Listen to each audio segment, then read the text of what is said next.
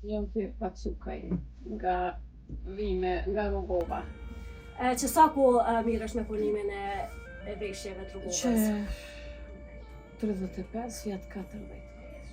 Në fillim jo me veshjen e Rogovës, me fustone, me këto që unë kanë për para, po tani kom kalu këto, që nja 25 vitë.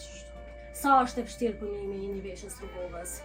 Kjo është e vështirë shumë se do të shumë përkushtim edhe merr po shumë gjatë më punu një veshje. Me fillu prej fillimit deri në fund të merr një muj, 3 javë, ama na si punojmë gradualisht e kem disa pjesë që kem punu më herët e kur bojmë kombinime shkon pak më shpejt. Cila është pjesa më e vështira e punimit? Krejt janë të vështira. Është këmisha, fistoni, është fustoni ku 100-120 pjesë.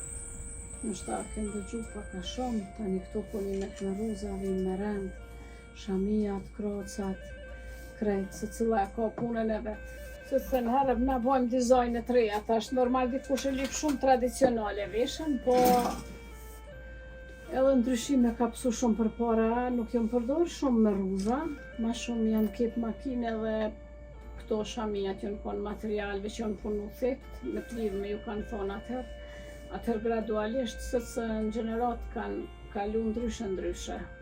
Tash sa po janë kërkesa? Ta ka pas ma përpara ma shumë kërkesa apo tash? Tash ka shumë kërkesa, sa që na këtu mbim afër 20 lokale me këto veshjet edhe do me thonë punë sa du shko.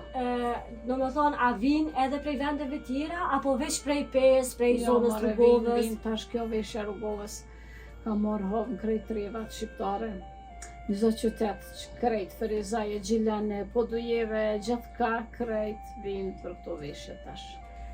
Po du me dit edhe këmisha e Rogovës, do me thonë, çfarë materiali është? Këmisha Rogovës original është pëlhur që punohet në vek, ato normal nëse punojnë vetë, ka gra që punojnë, e kanë trashigu këtë profesion. A është e ngjajshme me ato të veshjes katunet?